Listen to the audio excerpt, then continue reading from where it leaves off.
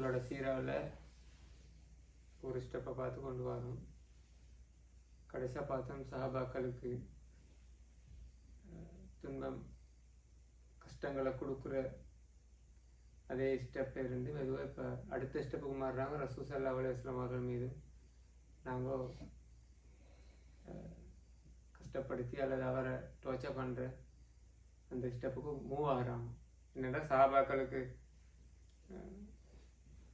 சஹாபாக்கள்லேயும் பலவீனமான அல்லது அந்தஸ்து ஸ்டேட்டஸ் குறைஞ்ச ஆட்களை பார்த்து தான் அவங்க ஸ்டார்ட்டுக்கு பிக் அண்ட் சூஸில் தான் அந்த வேலை நடக்குது.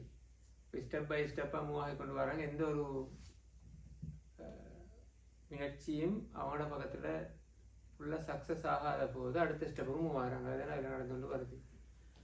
அப்போ எந்த அளவுக்கு காஃபிர்கள் இஸ்லாத்தை எதிர்க்கிறதுக்கான ஸ்டெப் எடுக்கிறாங்களோ அதே மாதிரி நபி ஸல்லல்லாஹு அலைஹி வஸல்லம் அவர்களும் சஹாபாக்களும் இஸ்லாத்தை காப்பாற்றுறதுக்காகவும் வேறு வேறு ஸ்டெப்புகள் எடுத்துக்கொண்டு வராங்க. அப்போ கவுண்டர் ஆக்ஷன் நடந்து கொண்டு தான் இருக்குது. அதில் சஹாபாக்களுக்கு கை வச்சு அவங்களுக்கு சக்ஸஸ் ஆகாத போது நபி ஸல்லல்லாஹு அலைஹி வஸல்லம் அவர்கள் மீது ஆரம்பமாக நாங்கள் பார்த்த மாதிரி ஸ்டார்ட்டுக்கு அபூ ஜஹல், அபூ லஹப் அவங்கள சார்ந்தார்கள் தான் ஸ்டார்ட்டுக்கு கை வைக்கிறாங்க. அப்போ அதுலேயும் ரசூல் ஸல்லல்லாஹு அலைஹி வஸல்லமுடைய பிள்ளைகளை டிவோர்ஸ் பண்ண சொல்லி அந்த வேலையெல்லாம் தொடங்கிட்டு கடைசியாக நபி அவர்களை அதில் எக்ஸ்ட்ரீமாக போகிறாங்க. நபி அவர்களை கொள்றதுக்கு அதில் ஆக கடைசி ஸ்டெப் தானே ஹிஜ்ரத்துக்கு முந்தின இரவு, மதீனா ஹிஜ்ரத்துக்கு முந்தின இரவு ரசூலுல்லாஹை கொல்றதே தானே. வீட்டை சரவுண்ட் பண்ணி ஃபுல்லாக கடைசி ஸ்டெப் ஆக டாப் லெவல் வரையும் போகிறாங்க. ஆனால் அதுக்கு முன்னுக்கு இந்த இந்த இந்த ஸ்டெப் நடந்து கொண்டு இருக்கும்போது கூட நபி ஸல்லல்லாஹு அலைஹி வஸல்லம் அவர்களை இக்னோர் பண்ணுறதுக்கோ அல்லது அவரை கஷ்டப்படுத்துற, அதாவது உங்களை கொல்ல போகிறோம்ன்றதை காட்டுற அளவுக்கு மாறி செய்கிற வேலைகள் வந்து சாதாரணமாக இல்லை.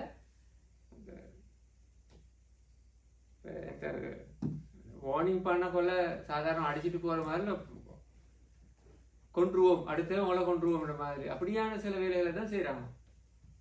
அது இவங்களால் எல்லை மீறி போகிற எந்த கஷ்டம் எந்த ஒரு ஸ்டெப்லையும் அவங்க வெற்றி பெறலாத போதும் நபியார் வந்து கடுமையான ஸ்டெப்புகளை அவங்க எடுக்கிறாங்க.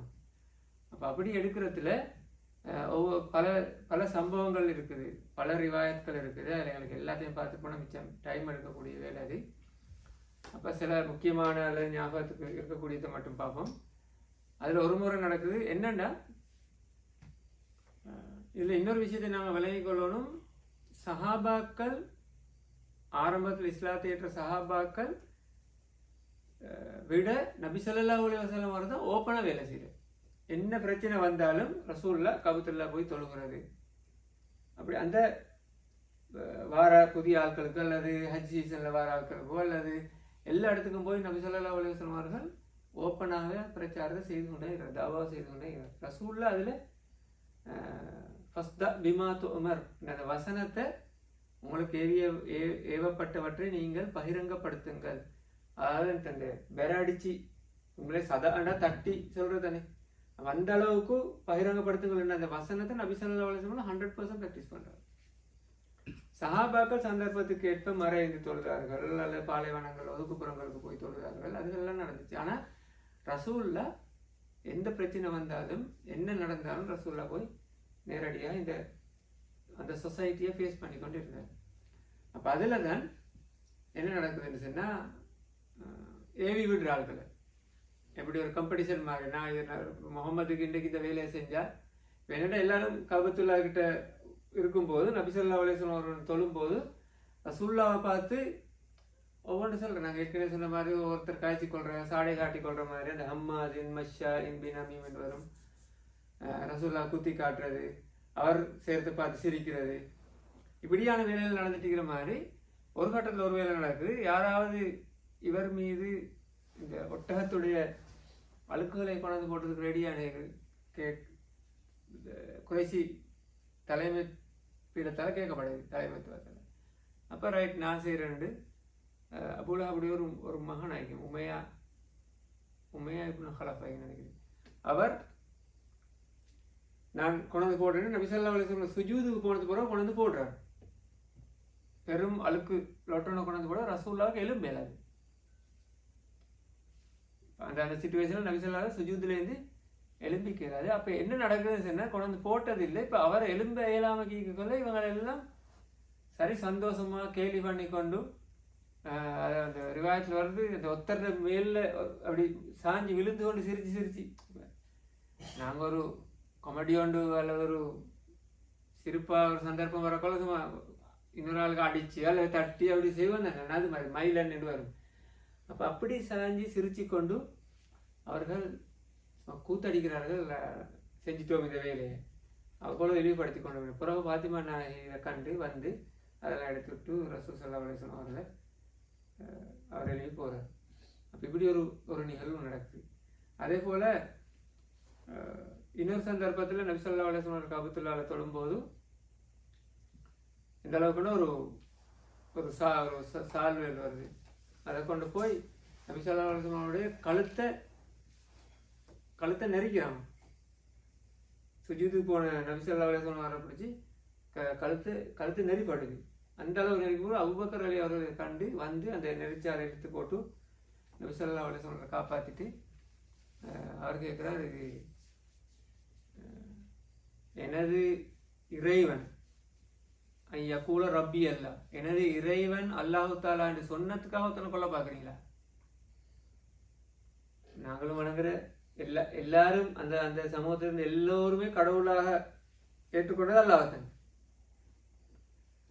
அப்படி சொன்னதுக்காக நீங்கள் இவரை கொல்ல பார்க்குறீங்களான்னு சொல்லி காப்பாற்றிட்டு போகிறார் அபூபக்கர் அலி. அப்போ அது ஒரு இன்சிடென்ட் நடக்குது.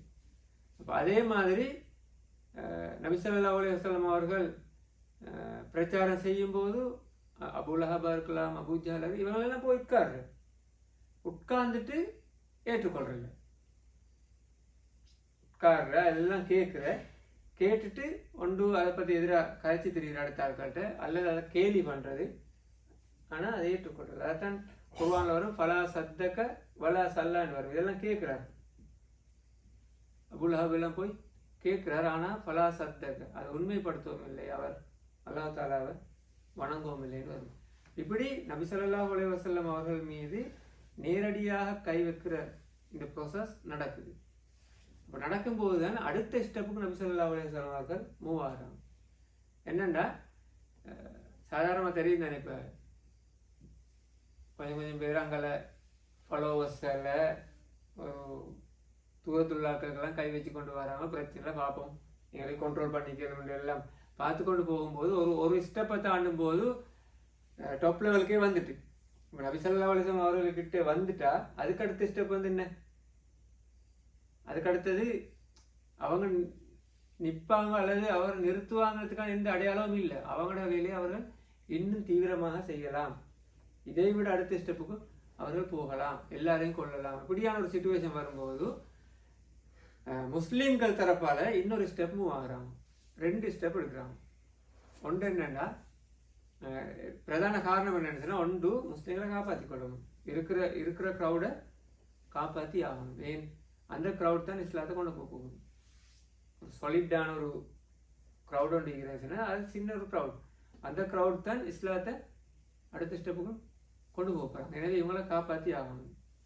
அடுத்தது அவங்களுக்கு அவங்களோட மார்க்கத்தை கற்றுக்கொள்றதுக்காக, இஸ்லாத்தை கற்றுக்கொள்றதுக்கு, ஏன்னா வகை இறங்கி கொண்டு தான் இருக்குது, கற்றுக்கொள்றதுக்கும் அதை மேலதிகமாக விளங்கி கொள்றதுக்கும் விளக்கம் கொடுக்கறதுக்கும் ஒரு என்வாயன்மெண்ட் தேவை. இந்த நாள் சண்டை பிடிச்சி கொண்டு இருந்தால் இறங்குற குர்ஆன் வசனங்களை படிப்பிக்கிறதுக்கு இடமும் இல்லை. எங்கே போய் படிப்பிக்க போனாலும் கபத்துல்லா கிட்ட போய் கொண்டு சேர்ந்தாலும் வந்து தாக்குவார்கள். இப்படியான ஒரு சிச்சுவேஷன் வரும்போது 2 முடிவு வராங்க. ஒன்று காப்பாற்றணும் இருக்கிற க்ரௌடை, 2வது இருக்கிற ஆட்களுக்கு கூடுதலாக இஸ்லாத்தை இன்னும் தெளிவாக கொடுக்கறதுக்கான, அவங்களுக்கு இஸ்லாத்தை பின்பற்றுறதுக்கு அல்லது ப்ராக்டிஸ் பண்ணுறதுக்கான ஒரு சேஃபான ஒரு என்வாயன்மெண்ட்டை தேடும். அப்போ இந்த 2 நோக்கத்துக்குமாக 2 வேலை நடக்குது அடுத்த ஸ்டெப்பில். அதை நாங்கள் ஒன்றை பார்த்து முடித்தோம், அதான் ஹபஷாவுக்கான ஹிஜ்ரத்.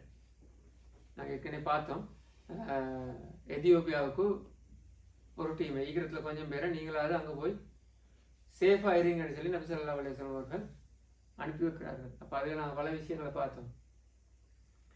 இந்த அளவுக்கு நபி ஸல்லல்லாஹு அலைஹி வஸல்லம் அவர்களும் முஸ்லீம்கள் மத நேரம் ஒரு இருக்கிற உலகத்தில் அவங்களுக்கு இருக்கக்கூடிய அந்த ரிசோர்ஸஸை எந்த அளவு பயன்படுத்தி கொண்டாங்க. ஹபஷான்ற ஒரு நாடு ஒன்று இருக்குது, அங்கே ஒரு நல்ல மன்னர் இருக்கிறார், அவரை பற்றியெல்லாம் தெரிஞ்சு வச்சிருக்கிறார் ரசூல் ஸல்லல்லாஹு அலைஹி வஸல்லம் அவர்கள். அந்த அளவுக்கு செங்கடலை தாண்டி, அதாவது செங்கடலை தாண்டி தானே போகணும், செங்கடல் தானே, செங்கடலை தாண்டி தான் ஆப்பிரிக்காவுக்கு போகணும். அப்போ அப்படியெல்லாம் போகிறதுக்கான ஏற்பாடுகள் எல்லாம் செஞ்சு இவ்வளோ பிரச்சனைக்கு பற்றிலாம் அந்த ஏற்பாடெல்லாம் நடந்துக்குது. அப்போ இவ்வளோ மக்காவில் கடுமையான எதிர்ப்புக்கு மத்தியில் இங்குள்ள காவிர்களுக்கும் தெரியாமக்கி அந்த அந்த க்ரௌடை அனுப்பணும். அனுப்பினதுக்கு பிறகு இவங்களும் கேள்விப்பட்டு பின்னால் ஒரு குரூப் போகுது. அதை நாங்கள் டீட்டெயில்ஸாக படித்தோம், நாங்கள் டிஸ்கஸ் பண்ணினோம் இல்லையா. அப்போ அந்த வேலையே செய்கிறாங்க. அப்போ அதால் என்ன நடக்குதுன்னா ஜாஃபர் இப்னு அபீ தாலிப் மாதிரி பெரிய பெரிய சஹாபாக்கள்லாம் காப்பாற்றப்படுறாங்க. இன்னைக்கு இஸ்லாமிய வரலாற்றில் பெரிய இடத்துல இருந்த சஹாபாக்கள் ஒரு குறிப்பிட்ட தொகை அங்கே போய் குறிப்பிட்ட காலம் பாதுகாப்பாக இருந்து வரார்கள். அது ஒரு ஸ்டெப் எடுத்தாங்க. ரெண்டாவது ஸ்டெப் எடுத்த என்ன, ஒரு சேஃபான ஒரு இடத்த நாங்கள் செலக்ட் பண்ணணும். இந்த வேலைக்கு இதை செய்கிறதுக்கு மக்காவுக்குள்ள ஒரு சேஃபான ஒரு இடம் பண்ணணும். என்னென்னா மக்காவுக்குள்ள ஒரு சேஃபான இடத்துல தேடுறதுனால லேசி இல்லை. ஏன்னா ஒரு சின்ன ஒரு லிமிட்டட் ஏரியா மக்கான்றது வந்து மக்கள் அன்றைக்கு புழங்கின அந்த ஏரியா வந்து பெரிய பரந்த ஏரியாவும் இல்லை, ஒரு லிமிட்டட் ஏரியாவுக்குள்ள என்ன நடந்தாலும் அடுத்த ஆளுக்கு தெரியும். அப்படியான ஒரு ஏரியாவுக்குள்ள ஒரு பாதுகாப்பான ஒரு இடத்தை தேடணும்னு சொல்லி அதுக்கு ஒரு சஹாபியுடைய ஒரு வீட்டை தயார்படுத்துகிறாங்க. அந்த வீட்டில் தான் அதுக்கு பிறகு இந்த பிரச்சார நடவடிக்கை நடக்குது. ஏன்னா நபி ஸல்லல்லாஹு அலைஹி வஸல்லம் அவர்கள் வெளியில் தெளிவாக பகிரங்கமாக இஸ்லாத்தை பரப்பி கொண்டிருந்தாலும் இஸ்லாத்தை ஏற்ற சஹாபாக்களுக்கு மேலதிகமாக அவர்களுக்கு இஸ்லாத்தை கற்றுக் கொடுக்கறதுக்கு ஒரு பாதுகாப்பான ஒரு இடம் ஒன்று தேவைன்னு சொல்லி நபி ஸல்லல்லாஹு அலைஹி வஸல்லம் அவர்கள் தெரிவு செய்கிற இடம் தான் அர்கம் இப்னு அபில் அர்கம் இந்த சஹாபியுடைய வீடு. அதுதான் தாருல் அர்கம் என்று இஸ்லாமிய வரலாற்று அந்த வீட்டுக்கு பேர் சொல்லப்படுது, அர்கம் இப்னு அபில் அர்கம். அப்போ இதில் இப்போ ஹிஜ்ரத்துடைய விஷயத்தில் நபி ஸல்லல்லாஹு அலைஹி வஸல்லம் அவர்கள் எந்த அளவு நுணுக்கமாக, அதாவது அல்லாஹ் தாலாவுடைய நாட்டம் உதவியோட ப்ளஸ் ஃபிசிக்கலி அதே போல் லாஜிக்கலி சயின்டிஃபிக்கலி எல்லா வகையிலும் எந்த அளவு பிளான் பண்ணி அந்த வேலையை செஞ்சு அதில் சக்ஸஸ் ஆகினாங்களோ அதே மாதிரி தான் அர்கம் இப்னு அபில் அர்கம் ரலியுடைய வீட்டை தெரிவு செஞ்சதுலேயும் அன்றைக்கு முஸ்லீம்கள் எடுத்த ஸ்டெப் வந்து அப்படித்தான். நாங்கள் ஏதாவது ஒரு வேலையோட செய்கிறதுக்கு முன்னும் பல விஷயத்தை யோசிப்போம் தானே. இதில் பாசிட்டிவ் என்ன, நெகட்டிவ் என்ன, ப்ரோஸ் கான்ஸ் என்ன இதெல்லாம் பார்த்து எங்களுக்கு அந்த அந்த டார்கெட் அடைஞ்சு கொள்றதுக்கு மேக்ஸிமம் டார்கெட் அடைஞ்சு கொள்றதுக்கான ரீச் ஆகக்கூடிய மாதிரி தான் அந்த வேலையை நாங்கள் செஞ்சு முடிக்கணும். அதே மாதிரி தான் அர்கம் இப்னு அபில் அர்கம் ரலியுடைய வீடு தெரிவு செய்யப்படுது. ரீசன் என்னென்னா சாதாரணமாக டக்குன்னு அதாவது அவசரமாக கண்டுபிடிக்கக்கூடிய ஒரு அவசரமாக கண்டுகொள்ளக்கூடிய ஒரு வீடொன்றை தெரிவு செஞ்சிருந்தால் சில பேர் அந்த இடத்துல அதுவும் சக்ஸஸ் இல்லாமல் போயிருக்கலாம். குறிப்பிட்ட காலத்தில் எல்லாரும் ஒரே வீட்டில் வச்சே சொல்லி முடிச்சிருக்கோமே இருக்கு. ஆனால் அர்கம் இப்னு அபில் அர்கம் ரலியுடைய வீட்டை தெரிவு செஞ்சது வந்து இஸ்லாமிய வரலாற்றில் அதுவும் ஒரு டேர்னிங் பாயிண்ட். ஒரு குறிப்பிட்ட காலம் அப்படி ஹோல்ட் பண்ணப்படுது. அது ஹோல்ட் பண்ணப்பட்டு அந்த இடத்துல சஹாபாக்கள் வளர்த்தெடுக்கப்படுறாங்க. அது தூரமாக இருக்கக்கூடிய இல்லை, அதில் வந்து தெரிவு செஞ்சதுக்கான ஒரு பல ரீசன் சொல்லப்படுது. முதலாவது வந்து சேஃப்டி. குறைஷிகளுக்கு அவர் வீடு அமைஞ்சிக்கிற இடம் வந்து சஃபா மலையோட வந்து ஈஸ்ட் சைட், கிழக்கு திசையில் உள்ள வீடு. ரெண்டாவது அந்த வீட்டுக்கு எக்ஸஸான அந்த ரோடு இருக்குது. ரோடு வந்து பிஸியான ஏரியா இல்லை. அப்போ யாராவது லேசாக மறைஞ்சி போகலாம். இன்னொரு ஆள் கண்டுக்காமக்கு லேசாக அந்த இடத்துக்கு போகலாம் வரலாம். அதுதான் அந்த லொக்கேஷன் படி அந்த வீடு பாதுகாப்பாக இருந்ததுக்கான காரணம். அது ஒரு காரணம், லொக்கேஷன் மட்டும் இல்லை காரணம். அப்போ அந்த அந்த அப்படியான ஒரு இடத்த தெரிவு செஞ்சுக்கொண்டு முதலாவது. ரெண்டாவது அர்க்கம் ரலி. அர்க்கம் ரலி ஒரு டீனேஜர், இஸ்லாத்தேற்ற நேரம் என்ன வயசுன்னு சொல்லப்பட்டிല്ല, ஒரு டீனேஜர்னு தான் வருது. அப்போ என்னன்னா ஒன்று டீனேஜர், அடுத்தது இந்த குறைஷி இந்த மக்காவில் உள்ள அந்த ப்ரோ சொசைட்டி தானே, அதாவது குறைஷ் அவங்களோட வரக்கூடிய அந்த பெரிய பெரிய கோத்திரங்கள், அந்த பரம்பரையில் இவரோட பரம்பரை சாதாரண பரம்பரை. அதாவது இப்போ குறைஷ் கோத்திரத்தில் இல்லை பெரிய ஒரு பரம்பரை ஒரு ஆள் வந்தால் அவர் கை வைக்க கொஞ்சம் யோசிப்பாங்க தானே. இவர் இஸ்லாத்தை ஏற்பாரா, இவர் இவ்வளோ கஷ்டமான ஒரு மிக மோசமான இடத்துல ஒரு அதாவது அந்த சமூக அந்தஸ்தில் குறைவாக இருக்கிற ஒரு பரம்பரையில் வந்தவர் அவ்வளோ தைரியமாக இஸ்லாத்தை ஏற்றிருக்க சான்ஸ் இல்லை, வெளிப்படையாக பார்க்கல. அது அப்போ யாரும் பார்த்த பார்வைக்கு சொல்ல மாட்டாங்க இவருடைய வீட்டில் இஸ்லாம் நடக்குது, அது இவர் இஸ்லாத்தை ஏற்றுக்கொண்டாருன்னு அந்த லேசாக கெஸ் பண்ணல. அது இன்னொரு காரணம், மஹ்சூம் கோத்திரமாக காரணம் நினைக்கிறேன். அந்த கோத்திரம். அடுத்தது அவரோட வயசு, இந்த சின்ன வயசுல இஸ்லாத்தை ஏற்று ஒரு வீடு ஒன்று கொடுத்திப்பார். அடுத்து அவர் டீனேஜ் போயின்னு சொன்னால் அவர் ஒரு இஸ்லாத்தை ஏற்று அவரோட வீட்டு அது எப்படி சிச்சுவேஷன் எப்படி அங்கே கண்டுகொள்ளப்பட்ட பெரிய ஒரு ஆபத்து தானே. அப்போ அந்த சேலஞ்சை அந்த இதெல்லாம் எதிர்பார்த்து இவர் அந்த அளவு ஒரு தியாகத்தை செஞ்சிருப்பாரான்றத அந்த இடத்துல முடிவு செய்ய இயலாது பார்த்த பார்வைக்கு. அப்போ இந்த இந்த இந்த 2-3 ரீசனை வச்சு தான் அந்த வீடு தெரிவு செய்யப்பட்டு அங்கே சஹாபாக்களுக்கு இறங்குற வகை இறங்கும் போது அந்த வகையை விளங்கப்படுத்துறது அல்லது அதை கற்றுக் கொடுக்கிறது, அதனால் இஸ்லாத்திர கடமைகளை நிறைவேற்றுறதுக்கான ஒரு பயிற்சி கேம்பாக நடந்து கொண்டு இருக்குது.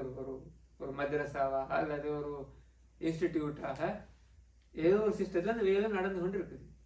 என்னடா இஸ்லாமிய இந்த வரலாற்றில் இதை பற்றி பேசும்போது சொல்கிறேன்டா ஒரு கட்டத்தில் அதாவது பப்ளிக்கான பயான அல்லது எங்களோட பப்ளிக் ஸ்பீச் என்றது இருக்கோமோனும் அதே நேரம் இன்ஸ்டிடியூஷனல் செட்டப்புக்கும் மாறினா தான் அந்த கொள்கை ஒரு பாலிசிகளை கொண்டு போகலாம்.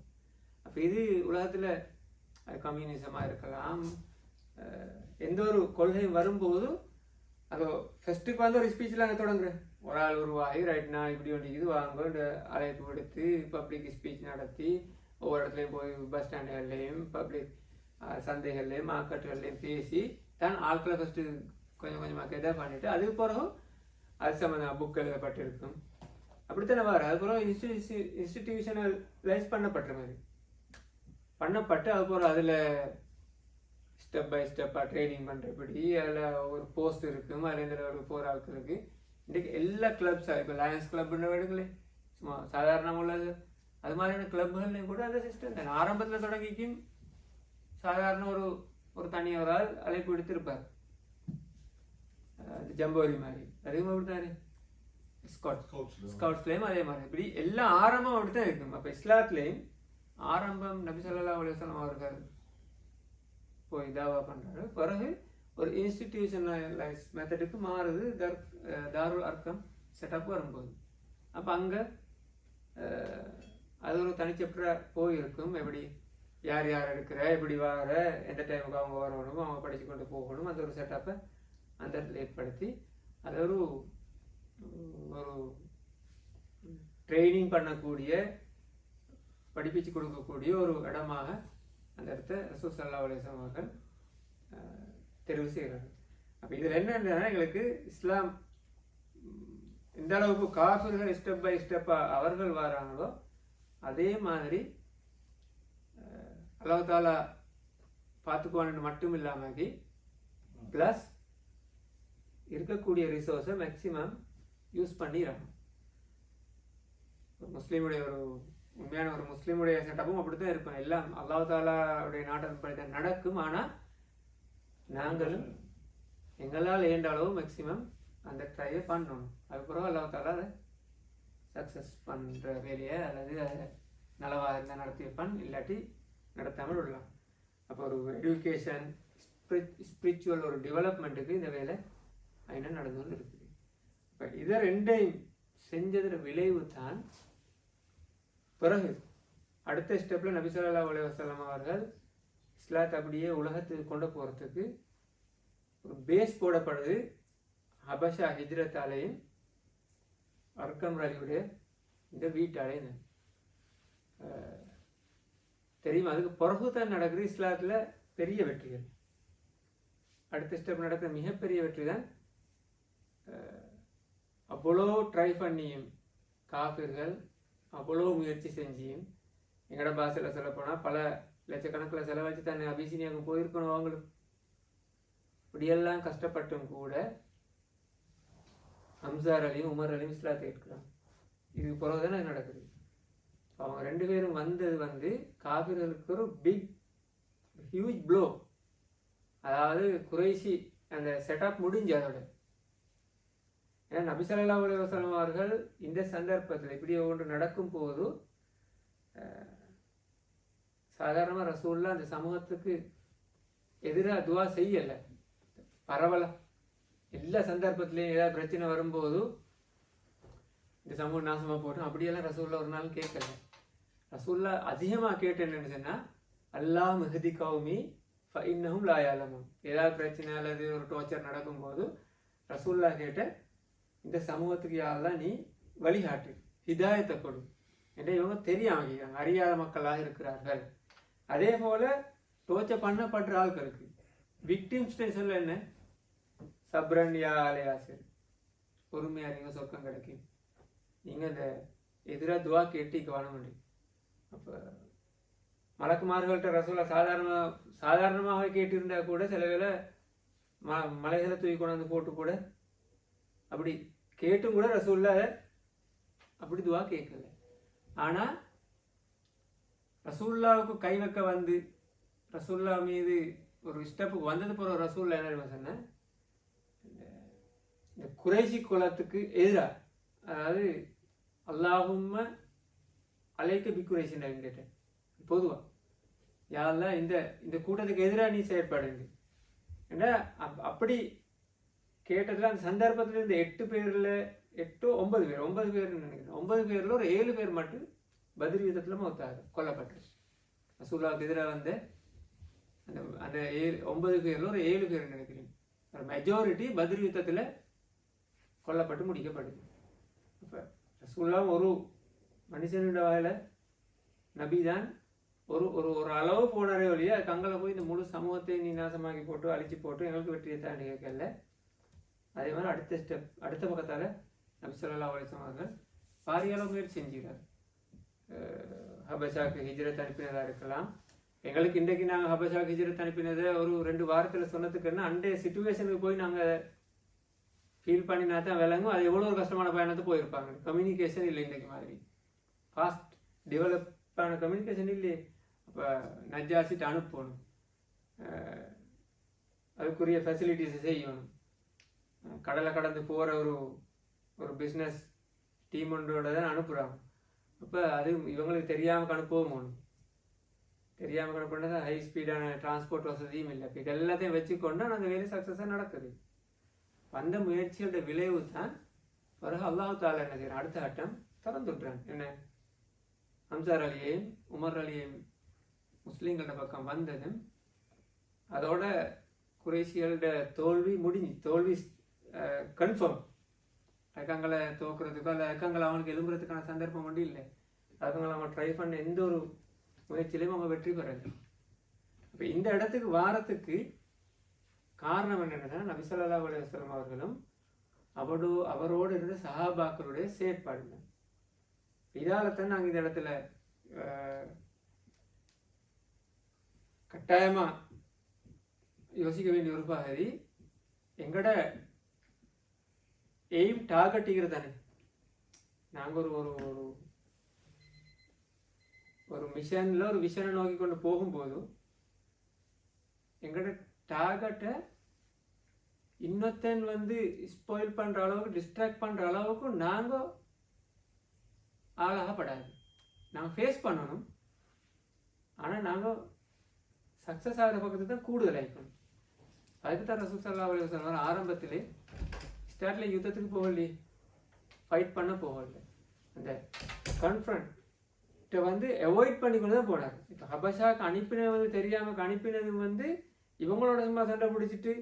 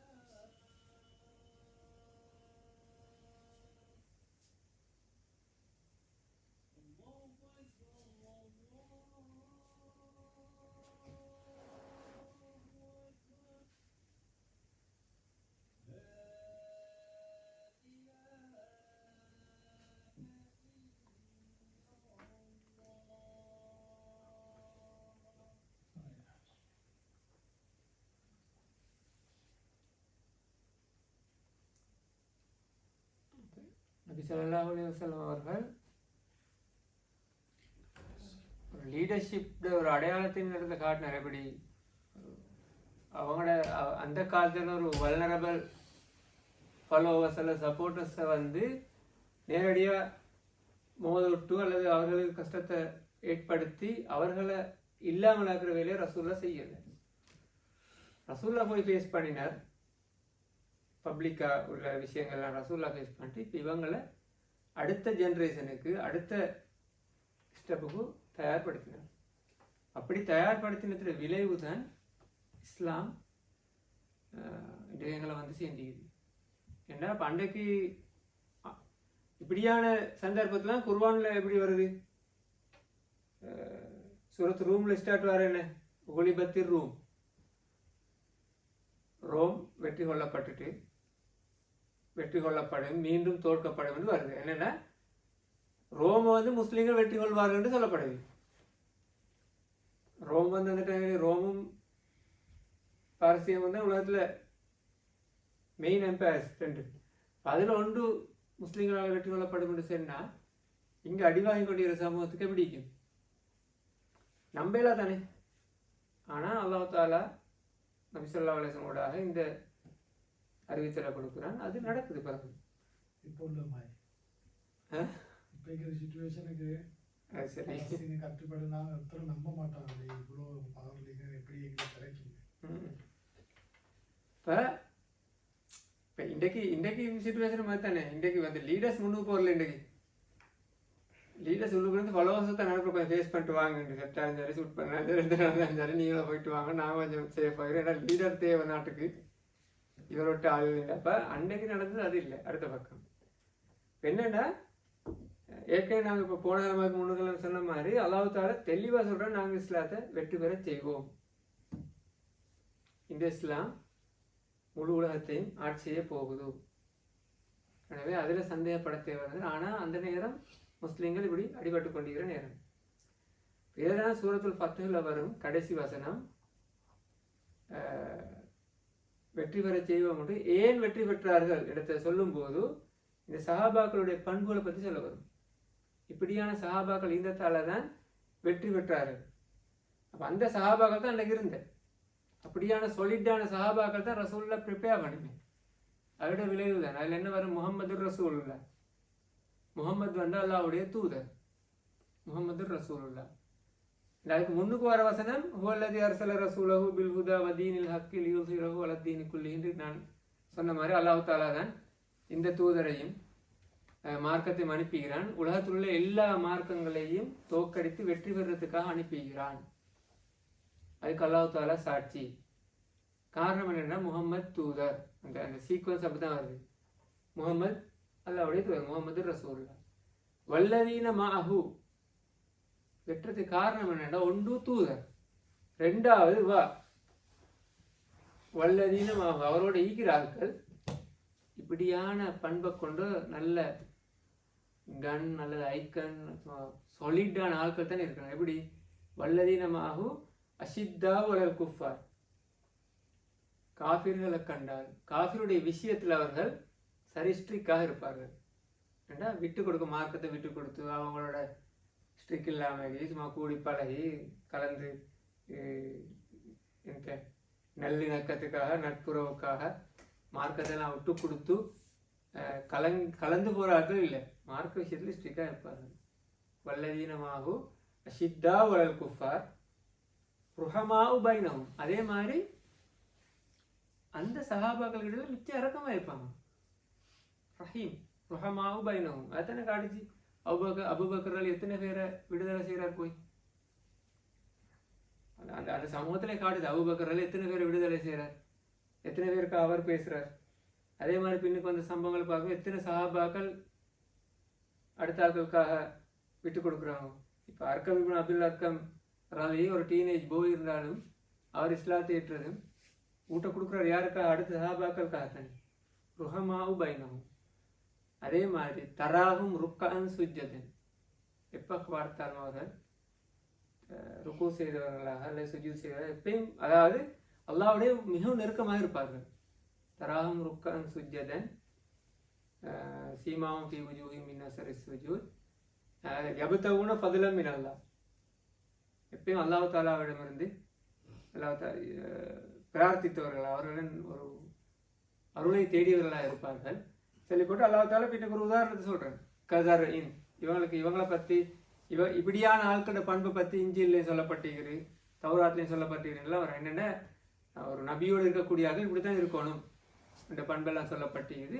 சொல்லி போட்டு அல்லாஹ் தஆலா ஒரு உதாரணம் சொல்கிறாங்க. கதர் இன் ஒரு சின்ன பயிர் அஹ்ரஜ ஷத்அஹு, அந்த பயிர் கொஞ்சம் கிளைட்டு வளருது. இப்போ ஆசரஹு ஃபஸ்தக்லல அலா சூக்கிஹி யுஜிபு ஸுர்ரா. ஒரு சின்ன ஒரு பயிர் வந்து கொஞ்ச நாள் வளர்ந்து ஒரு பெரிய மரமாக மாறுது. அப்படி மாறும்போது அந்த நாட்டினால் வந்து சும்மா ஆச்சரியப்படுறார். அது மாதிரி தான் இந்த இஸ்லாம் வளரப்போகிறத அல்லாஹ் தஆலா அந்த உதாரணத்தை சொல்கிறாங்க. ஒரு சாதாரண ஒரு பயிர் ஒன்று நாட்டினத்தை போகிற அந்த பயிர் கொஞ்சம் கொஞ்சமாக வளர்ந்து நல்லா வேர் விட்டு வளர்ந்து ஒரு உறுதியான ஒரு மரமாக ஒரு சூக்குன்னு சொன்னால் ஒரு அந்த தண்டு வந்து ஒரு உறுதியான தண்டுடைய மரமாக மாறுது. அப்போ நாட்டின் ஆட்கள் அதை பார்த்து ஆச்சரியப்படுற அளவுக்கு அந்த மரம் வளருது. இப்போ இஸ்லாமும் எதிர்காலத்தில் இன்றைக்கு இப்படி தொடங்கினாலும் இப்படித்தான் வரப்போகுது. ஆனால் வாரத்துக்கு ஒரு டீம் தேவை. ரசூலுல்லாஹ் அதை வழிகாட்டுறதுக்கு, அதாவது முஹம்மது ரசூலுல்லாஹ் ஒரு ஆள் தேவை. அதே நேரம் வல்லதீன மஅஹு அவரோட ஒரு டீம் ஒன்று தேவை. அந்த டீம் எப்படி இருக்கணும்? அந்த டீமை உருவாக்கின வேலையை தான் ரசூலுல்லாஹ் அந்த இடத்துல செய்கிறாங்க. அது செஞ்சதுல விளைவு தான் சாத் இப்னு அபி வக்காஸ். நாங்கள் ஏற்கனவே பார்த்தோம். இப்போ இந்த நிமிஷம் வரை நாங்கள் பார்த்துருந்த அளவு வரையும் ரசூலுல்லாஹ் எதிர்த்திருக்கிறாங்க சாத் இப்னு அபி வக்காஸ். பின்னுக்கு பாரசீகத்துக்கான யுத்தத்துக்கு தலைமை தாங்கி போகிறார். ஈரானை கைப்பற்றின படையெல்லாம் ஹம்சார் அலி வாரார். அப்புறம் உமர் அலி வாரார். உமர் அலி வந்தது பிறகு என்ன நடக்குது? உமர் அலி தான் பப்ளிக்கா ஃபேஸ் பண்ணின சஹாபாக்கள்ல டாப் லெவலில் இருந்தவர் உமர் அலி. அந்த சொசைட்டியை யாருக்கும் பயப்படலை. ஹிஜ்ரத் போகும்போது என்ன சொல்லிட்டு போனேன்? எல்லாரும் ஒளிஞ்சு போனார், மறைஞ்சி ராவா தெரியாமல் போன. அவர் மட்டும்தான் வந்து சொன்னேன் யாருடையாவது உமா பாப்பமாருக்கு புள்ள தேவையில்லாட்டி அல்லது வைஃப்மாருக்கு கணவன் தேவையில்லாட்டி என்னை வந்து தடுங்கும். நான் தான் கொள்ளுவேன். சுருக்கமாக தான் அந்த வார்த்தை வந்தால் நான் கொண்டு போட்டு நான் போவேன். அந்தளவு தைரியமாக பேசி இஸ்லாத்தை காப்பாற்றக்கூடிய ஒரு சஹாபி ஒன்று உருவாக்கின பீரியட் தான் இது. எனவே எந்த ஒரு மிஷன்லேயும் வந்து ஆரம்ப கட்டம் சரியாயிக்கணுமே. அது சரியாக இருந்தால் அந்த மரத்தை நாட்டின மாதிரி சரியாக வரும். அதுதான் நபி ஸல்லல்லாஹு அலைஹி வஸல்லம் அவர்கள் மிக அழகான முறையில் ஸ்ட்ராட்டஜிக்கலி ஒரு மூவ் ஒன்றா பண்ணிக்கிறார். சும்மா மடத்தனமாக இல்லை, அது அழகாக யோசிச்சு நீ அல்லாஹ்வுடைய வழிகாட்டல் நேரடி வழிகாட்டல் இருந்திருக்கு. அதே நேரம் சஹாபாக்களோட டிஸ்கஸ் பண்ணி பேசி எல்லா சஹாபாக்களும் சேர்ந்து தான் இந்த வேலையை செய்தார்கள். இந்த ஸ்டெப் வரையும் வந்திக்குது. அதுக்கு பிறகு நடக்கிறதுனால உமர் அலியும் ஹம்சர் அலியும் இஸ்லாத்தை இருக்கிறாங்க. ஏற்றத்துக்கு பிறகு காவர்களுக்கு பெரிய தோல்வி தானே. அதுக்காக இவரை கொல்றது சாத்தியம் இல்லை, இவரை கொல்லவும் மேலாது. சஹாபாக்களை டோர்ச்சர் பண்ணியும் ஒன்றும் நடக்காது. அந்த இஸ்லாத்துடைய பக்கம் கூடிக்கொண்டே போகுது. அதுக்கப்புறம் என்ன செய்வோம்னு பார்க்கும்போது திரும்ப ஒரு நெகோசியேஷன் ஸ்டெப்புக்கு அவன் மாறுறாங்க. ஏற்கனவே நெகோசியேட் பண்ணினேன், திரும்பி ஒரு நெகோசியேஷன் ஸ்டெப்புக்கு வருது. அபு தாலிபோட திரும்ப பேசப்படுது, இல்லை ரசூல்லாவோட நேரடியாக வந்து பேசுகிறாங்க. அந்த ஸ்டெப்லாம் நடக்குது. அதுவும் மேலே போனதுக்கு பிறகுதான் இன்றைக்கு நவீன காலத்தில் இப்போ என்ன பெருசாக செய்கிறதும் இல்லை. இதுக்கு முன்னுக்கெல்லாம் செஞ்சாங்க. எக்கனாமிக் எம்பாகோவா, பொருளாதார தடை விதிக்கிற ஒரு வேலையை முஸ்லீம்களுக்கு செய்கிறாங்க. 3 இயர்ஸ் ஒரு பள்ளத்தாக்கில் அப்படியே போட்டு எந்த தொடர்பும் இல்லைன்னா அவனை சமூகத்துட்டு ஒதுக்கி வைக்கிற ஒரு வேலை ஒன்று நடக்குது. உண்மையில இவங்க ஒதுக்கி வச்ச வேலையை செஞ்சு, ஆனால் அது நடந்த விஷயம் என்னென்னா அங்குள்ள ஆட்கள் அவர்கள் இன்னும் பாதுகாப்பாக இஸ்லாத்தை கற்றுக்கொண்டார்கள். அதில் கூட முஸ்லீம்கள் ஒரு இடத்துக்கு ஒதுக்கி 3 வருஷம் வச்சா என்ன நடக்கும்? ஒஃபீஷியலி அவங்களுக்கு இஸ்லாத்தை படிங்கிற இடம் விட்ட மாதிரி. அப்போ அதுக்கு உதவி செய்கிறதுக்கு பல காஃபிர்கள் உதவி செய்தார்கள். அந்த நேரம் சாப்பாடு கொடுக்குறது இந்த விஷயங்கள் எல்லாம் 3 வருஷத்துக்கு கடைசி ஒரு காஃபிர் தான் அவங்களெல்லாம் வெளியே எடுக்கிறது. அந்த ஸ்டெப்பெல்லாம் நடக்கிற என்னன்னு சொன்னால் அந்த அளவுக்கு தைரியமாக ஃபேஸ் பண்ணப்படுது. இந்த ஸ்டெப்பை தாண்டதுக்கு போகிறோம். எனவே சீரான்றது ஒரு லேசான பகுதி இல்லை. இந்த அளவு ஒரு சில வேலை பாசிக்கும் போது எங்களோட லைஃபோட போகிற மாதிரி நிற்கும்.